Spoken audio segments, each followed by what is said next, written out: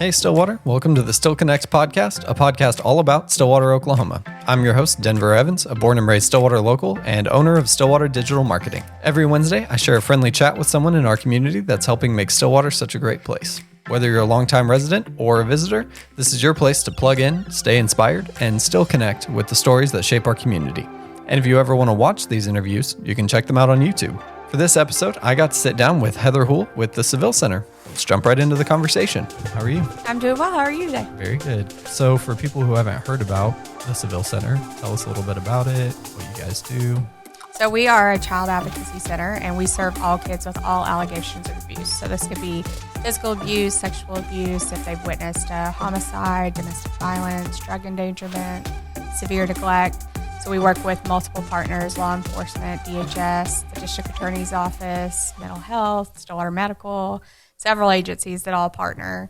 We're the primary spot for an investigation to happen, so a child doesn't have to be re-traumatized and go tell their story in multiple places. That's really great. So you're talking about all these different groups. How do all those work together? So we actually see all cases that have come through the center in the past week and a half. We meet every Friday, what's called a multidisciplinary team meeting or a CARES meeting, and we discuss cases that have come through here, cases that are going to the judicial system, and we really just work together. We have to have an investigator on site when we do our forensic interviews, and we just really take the child from the process of when the call was made to the Saville Center all the way through the court process. So this could be as a one day and we might never see a family again. This could be 6 years later, depending on how long it takes in court. And so we usually don't have that problem here in Payne County. Our assistant district attorneys get it in and take good care of our kids. That's really great.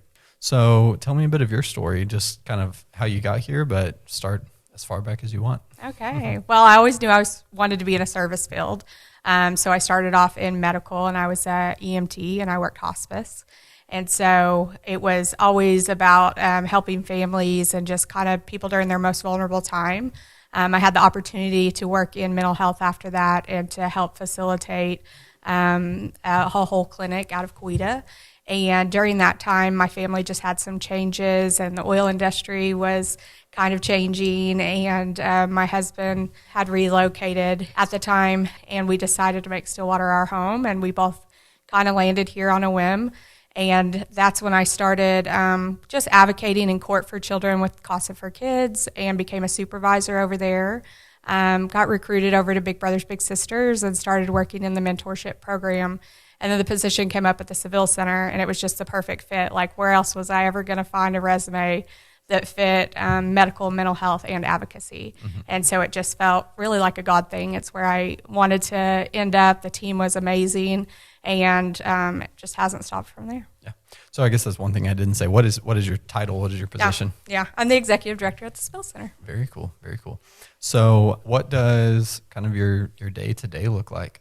So I just kind of have to laugh when people ask that, because we wear 20 different hats at all times. This could be anything from being a community partner and a community liaison, assisting with direct services, grant writing, financials. This could be, providing stats to our state and federal grants and our state and federal donors, and just really partnering wherever is needed. This could be scheduling or making sure that somebody's sitting with the kids during a forensic interview, that I'm out in the lobby, maybe sometimes with families. I do backup advocacy for our victim service director, and so just a little bit of everything. I always tell people all throughout the day I just switch hats. Yeah, that's great. Well, it's incredible what you guys do here. Thank you. Tell me about kind of your team and how you all work together. I have an extremely amazing team. I can't say enough about them. Anytime I get the opportunity to brag about them, it's just something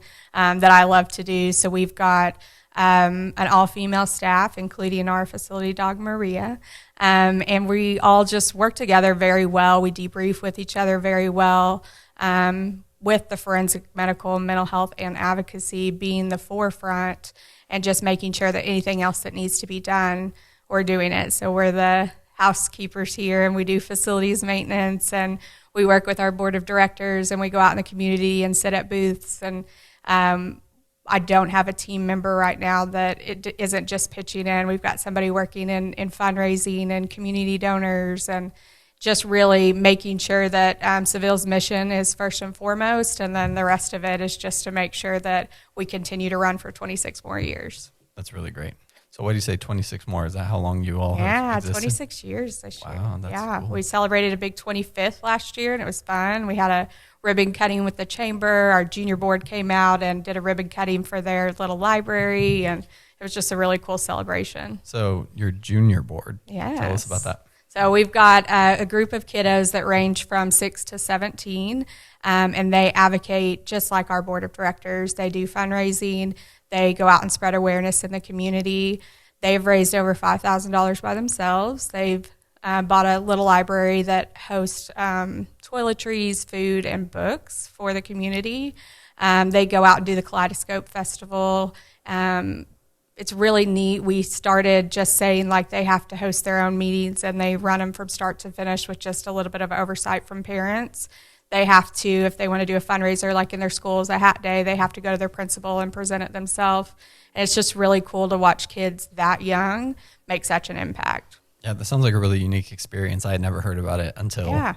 So for those listening, kind of behind the scenes, I got to film some interviews with the Saville Center, so I kind of know about these things. I kind of know what direction we're going. I love it. Yeah, and we're in January. We're starting a collegiate board as well. So now that we've got our board of directors has been a part of Saville for as long as it's been around, and then our junior board has been around for a couple of years. We're in a college community. Why not do a collegiate board? And so they are about to start their first meeting at the end of January, and we're excited to see what they'll do too. That's really great. So those are just all college students overseen by staff? Overseen by staff. So our forensic interviewer is kind of taking the lead on that. She had a heart to want to be a part of that herself. And so she is going to just kind of be the guide to that. So I always just tell people, go to our website if you want your kiddo to be a part of the junior board, or if you're a college student and you're interested in the collegiate board. That's really cool. So what did you say the age range was for the junior board? 6 through 17, 6 through 17. Is usually about what we're hitting. That's great. Yeah. And how many do you have on the junior board, and how many are you planning to have on the collegiate board?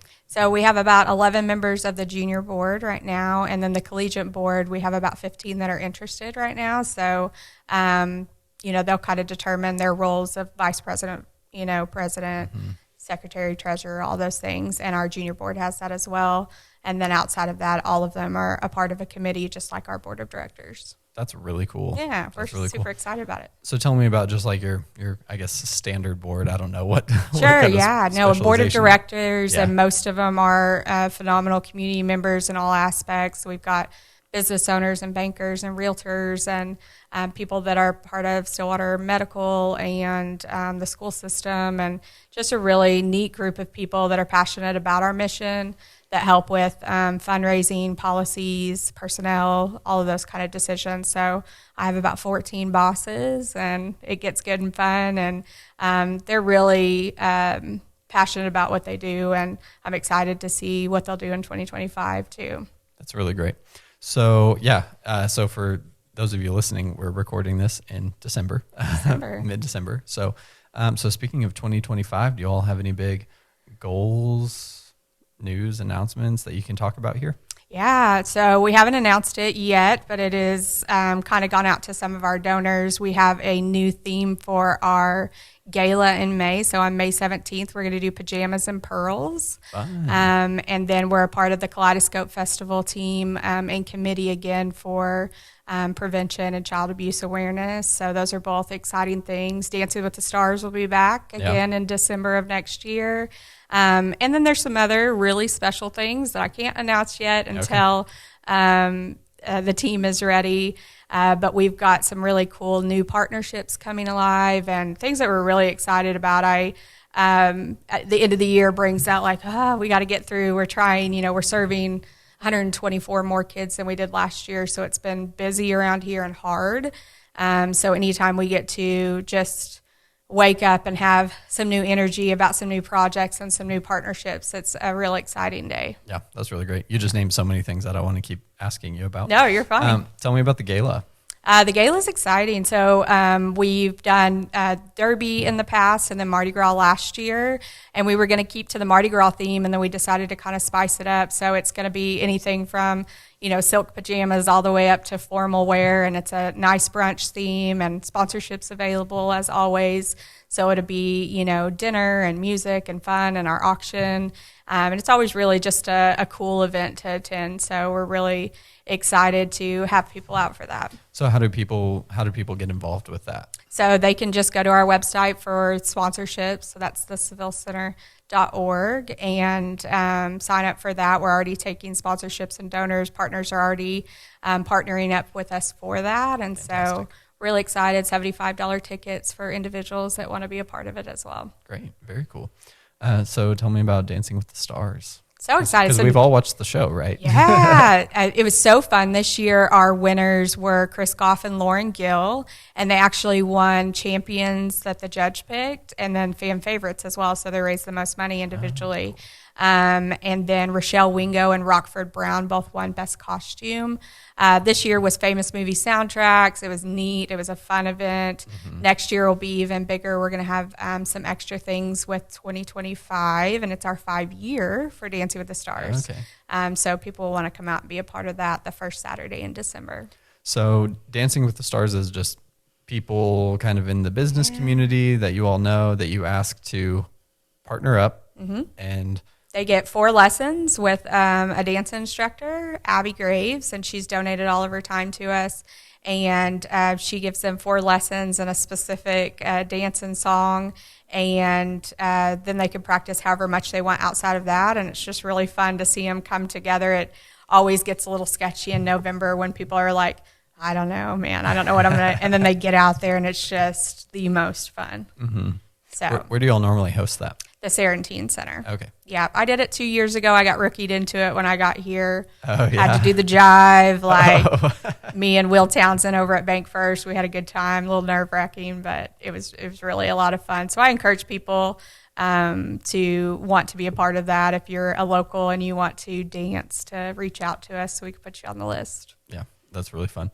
So the gala is normally in, you said April? May 17th. May 17th. Okay, yep. May.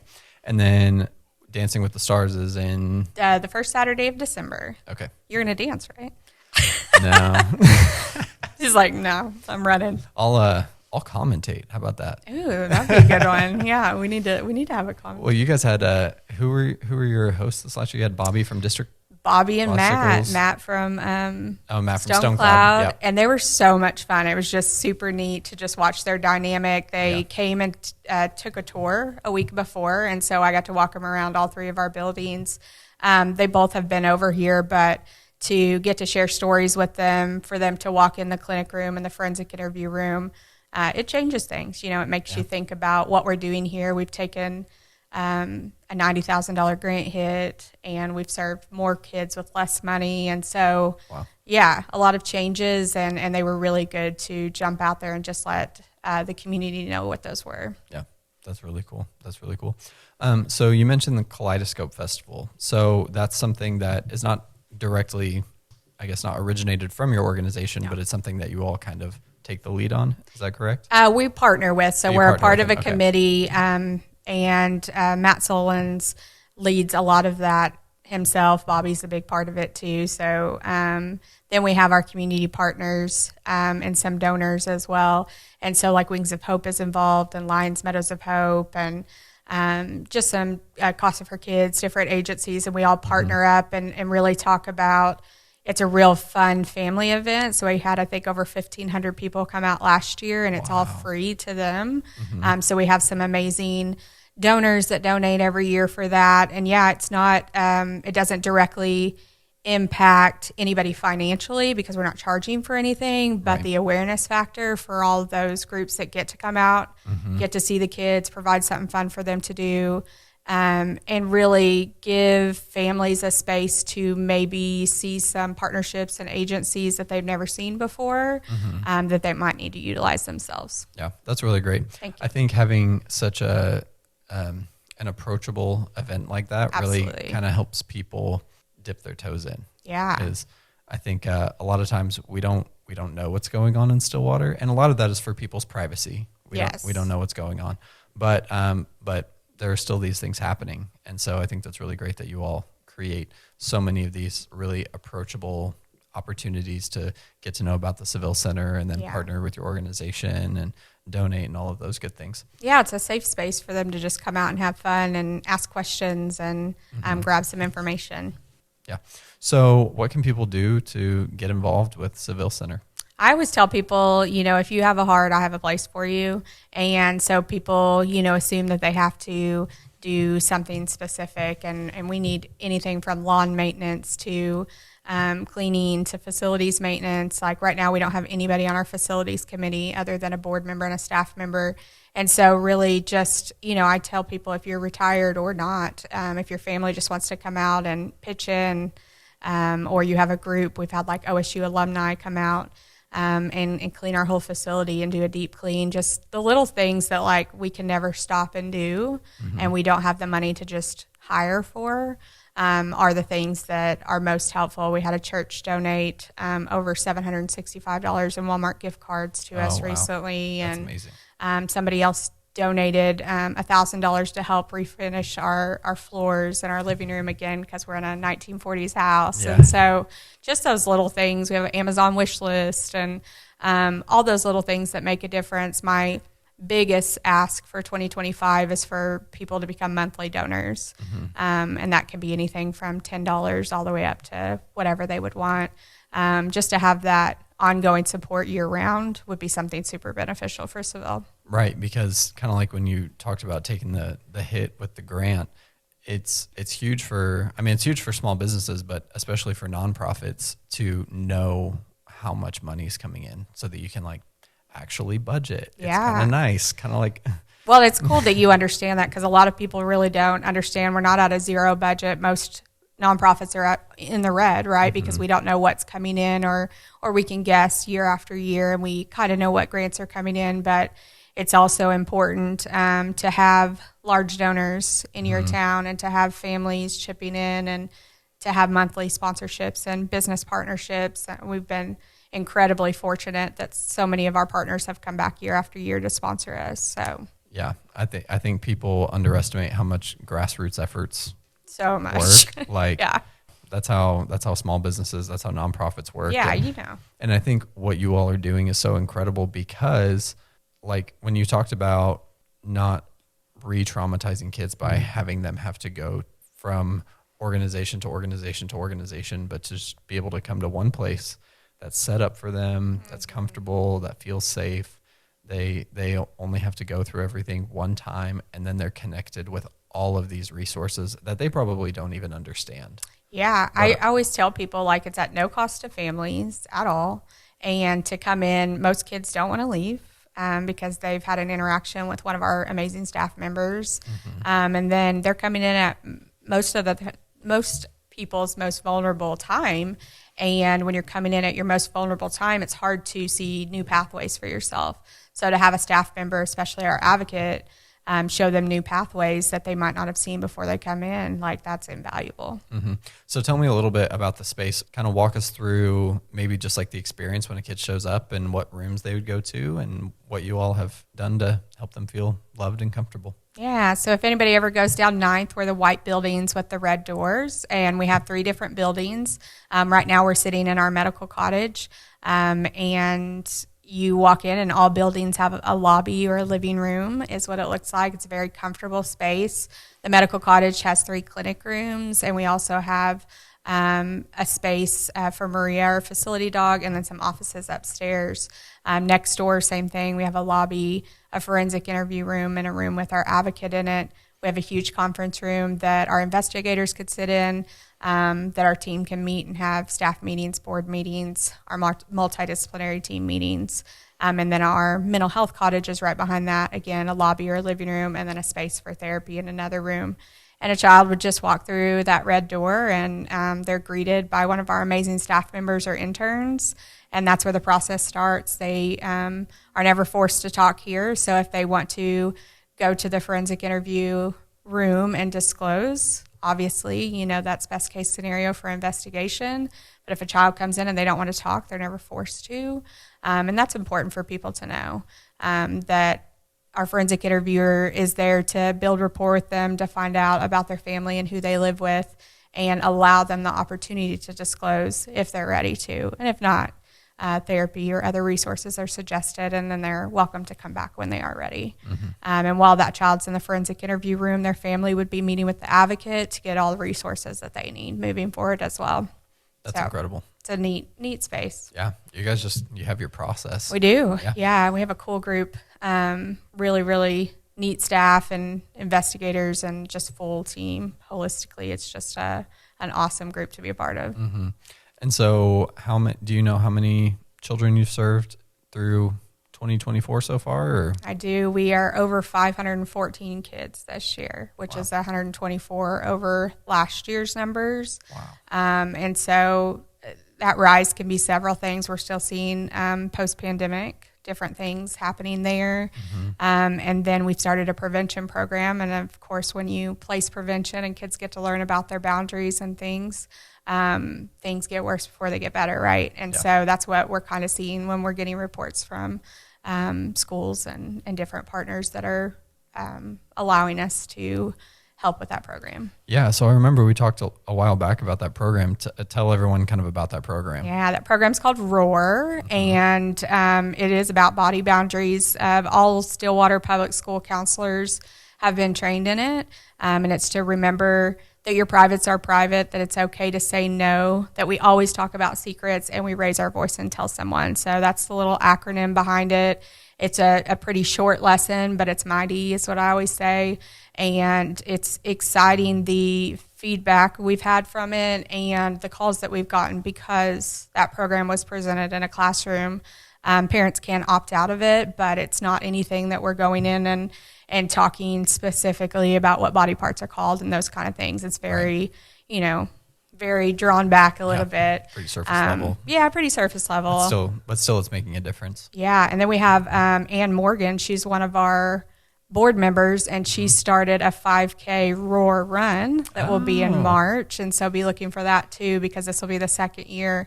And she kind of just was like, this program needs more awareness around it. Let's make it fun. Let's make it a 5K run. And so we're super proud of her for that idea and people that have come around to support that idea. Yeah, I know she's a big runner. I know. I'm not, but I'll be there with a sign. Yeah. That's really cool. So did you mention a dog? Yes, we have Maria. She's our facility dog, and she can sit with kids during their medical exams, forensic interviews, and she can go to court with a child. That is so fun. She's amazing. What kind of dog is she? So she's a lab, and she will actually be retiring probably next year. She's done a lot of time here, so we will find time to celebrate her retirement next year. Yeah. But we are on the list to have a new facility dog, a new Maria. But she will definitely not ever be replaced, because she is very important to the kids that come through here and our staff. So you said you're on the list. Yes. Who do you talk to about getting a service dog like that? So Brandy goes out to California, and they have an agency that she worked with. They also come down to Dallas, so she got to go to Dallas this past year, and it's a sponsored agency that works with her. They actually went down there and met a whole breed of dogs, but none of them were calm enough for court or the kind of setting that we're in. So we'll have to wait for the next round. Yeah. So Brandy, you mentioned Brandy. Brandy she's our nurse practitioner. Okay. And so she is Maria's handler right now. That's great. Yeah. And so she'll go home during retirement with Brandy as well. I bet kids love. Oh my gosh, she's the coolest. And staff loves her too. She'll come sit at my feet, and I'm like, we're having bad days here. Yeah. So it's really neat to see her, lean into so many people, and so many people appreciate her, especially in court. Like, can you imagine having to go to court and sit in front of your perpetrator and have the ability to have a Maria beside you? That's just like so calming. Empowering too. Mm-hmm. Yeah. Wow. You guys sound like you're doing incredible things for the community. Thank you. So how else are you involved in other organizations in the community, or are there any other partners you want to talk about? Yeah, so Kaleidoscope is the committee that I'm on, and absolutely loving that festival. It'll be our third year this year. I'm also a big part of the chamber. chamber chair for the ambassador committee. And so that's been a lot of fun. I love to celebrate new businesses coming to town and to celebrate the milestones of old businesses or ongoing businesses as well. Tell people a little bit about the ambassadors committee. Yeah, so the ambassadors committee just kind of gets to wrap around businesses in town and chamber members to celebrate and guide them through just kind of their chamber membership. So if they have a ribbon cutting such as Saville's 25th, the ambassadors would come out and invite people out with them. If they're a new business, we get to go learn about them, get a tour. We get to help onboard businesses. We get to go out to businesses and meet. I've gone out to some businesses that you think you know what they do, until you really get to know them and kind of hear their backstory of how they came to Stillwater, how long they've been around. And so we have so many of those. And so ambassadors get to go out and have those meetings and ask, how we can support. We go to business after hours and business lunches and ribbon cuttings. And it's really, I always say, like the coolest committee to be a part of at the chamber. So we're always looking for new ambassadors. I'll give away my chair spot in January. That'll go to somebody else, but I'll still be very involved in that as well. Yeah, that's really great. Thanks. That's actually kind of why I started the podcast, because I'm also kind of part of the ambassador committee. I'm not like official. You're so official. Okay. Yeah, so I joined that, and I loved getting to go around all the ribbon cuttings and visit all the business owners. And I have this friend who is an electrical engineer, and he actually played basketball for OSU, but he's been telling me for like 6 months, he's like, I want to come to chamber events. I want to do these things, and so I'll, message him when those things are coming up. And a couple of weeks ago, I sent him, it was the Roaring 20s night at Precision Flooring. Yes. Ton of fun. I told him about that, and he said, this is where I am right now. He dropped a pin, and he was on an oil rig in the middle of the Gulf of Mexico. And you're like, we are at Prison. We were both there getting appetizers and celebrating the business. Exactly. So for people like that who don't have the opportunity to come to those ribbon cuttings and hear the business owners talk, because that's one of the few times that business owners kind of get that platform outside of maybe social media to talk about their business and how they came to Stillwater and why they're doing what they're doing. And so that was kind of the heart behind the podcast is, I know you, I've known you for a long time, and I've gotten to, work with you guys and do some volunteer stuff. And, but so many people, as we're sitting here, we're sitting right on 9th Street. These people don't even know what it is. These people are driving by. They don't know what it is. They don't know how they can get involved. They don't know how significant of an impact is. So kind of my goal and my dream is that somebody would drive by here while listening to the podcast and be like, oh, what's up? I know that. Yeah, we heard that. Yeah. I think it's really cool. So ambassadors has been something really neat chamber to be a part of, and Kaleidoscope. I'm on the Resilient Payne County board. And so that's a bunch of partners working together for the resilience of family and children in our town as well. So what does that look like? That's like working with OSU, the health department, United Way, different partner agencies, and really collaborating and seeing, kind of how we pull together statistically information that's going to be presented to our community to see how we really kind of how we squash some problems, right? How we it's a bigger scope of Saville, with more resources and more people involved on just what we need in our community, and it encompasses not only child abuse but health care and poverty and so many other food insecurity. So many other partners are involved in that to make sure that we're holistically looking at what can help families in our town. That's really great. And then I just am alongside as one of the board members for a new nonprofit called Trial by Fire. And we're going to be working with first responders and veterans. And there's a lot coming up in 2025 to learn about that, but working with people on instead of just PTSD, post-traumatic growth. So how to move forward after PTSD due to trauma. And so since I'm involved in vicarious trauma every day with my staff, it was something important when somebody asked me to be a part of it. So excited to work alongside. There's 4 of us on the board so far, so it's very slow and moving forward, but we want to get it right, and it's going to be something exciting for the whole state of Oklahoma because we don't have something like that here. Oh, wow. Yeah, that's really great. So how did that come about? Like, whose kind of ideas were that? Yeah, so I got reached out to just by a friend of mine that's a flight medic and another friend of mine that our girls dance together. And they started talking about it, and one of them said, "Oh, Heather's nonprofit. Like, you got to go talk to Heather." And so he introduced me, and we got to talking about it. And he really explained that first responder and like how we move forward, even though we've been impacted by trauma and or have PTSD. And it's going to be really creating. It's going to be a retreat or a camp that first responders can go to free of cost, that will walk through those things with other people that are like-minded that have gone through things as well. And we're going to have a whole program that touches the physical, emotional, and mental side of PTSD and how to move forward. Yeah, that's huge because I think people so often, especially in the work Service that the fields, Saville does, that the kids aren't the only ones experiencing a lot of this trauma. Like they might be experiencing, the primary event, but everyone else involved knows what happened. Yeah, their families are just, are also affected. Mm-hmm. The staff and partners that we work for are impacted. Like it's a huge problem. Retention and appreciation was my focus coming into this agency. It was my first goal when I first took over as executive director, and knowing that we have exceptional employees that have so much expert knowledge to provide our community and the kids that we serve and those families. And so how do we retain them? How do we care for them? How do we make sure that their mental health and burnout and all of that is taken care of first and foremost? Mm-hmm. Because just like we say in an airplane, and I hate it when people say it, but if you don't put your oxygen on first, you can't help the person next to you, Right. And it's kind of really that way when somebody's working in a trauma field. Yeah, that makes sense. And I think in general, just in day-to-day life, anyone can sort of neglect those opportunities to celebrate little wins. Yeah, have self-care, all of that stuff. So no, I agree. So what kind of stuff do you guys do for that?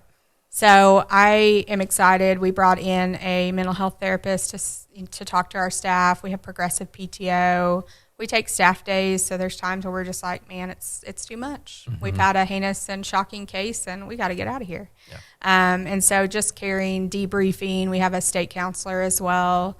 A lot of access to different things. Right now we're building up a health awareness room. So we have a walking treadmill, and we have a punching bag and just some other things, some bean bags that you can sit around in the room. Sweat yoga and fitness. They donated memberships to our whole staff. Oh, that's incredible. So yeah, working with different partners and appreciating when they do, give back to our staff for that special care. Because they can. We're a small staff, and it's something that their wellness is so important to me and at the top of my mind every day. That's really great. Yeah. It's great that you care for your people like that. I do.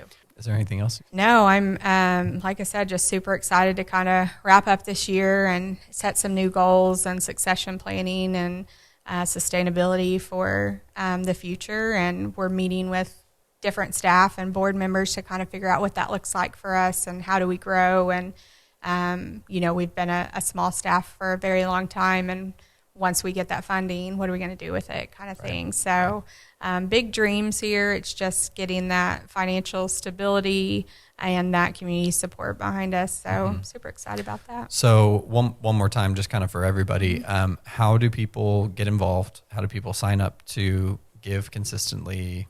All of those things, just run over that again. So if you go to www.thesavillecenter.org, we have several different ways. There's a little tab called Give Now or Ways to Give. And it's anything from if you want to just make a one-time donation, a monthly donation. If you want to attend our events, it's always on there. And then you're always welcome to go to the staff page, find my email, and tell me, I don't know where I fit in, but I want to have a conversation or a coffee and find out where I fit in. That, I heard your podcast, and, we all serve where our hearts break, right? And my heart broke when I heard it, and I want to help. And so, and that's really what I'm looking for, is people that have that same just really that same feel and need to want to, give back to Saville and be a part of it in a big way. Well, that's great. Thank you so much, Heather. Thank you. Thanks for tuning in to Still Connect. I hope you enjoyed that conversation with Heather. Be sure to check out the Saville Center on all their social media and website linked in the show notes below. And if you loved today's episode, don't forget to follow the podcast on social for highlights, updates, and more.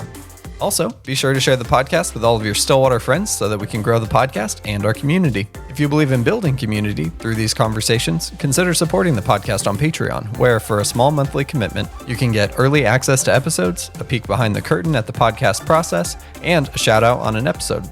With a higher contribution, you can submit questions for upcoming guests, make special requests for the show, get access to online Q&As, and even be on the podcast for an interview segment.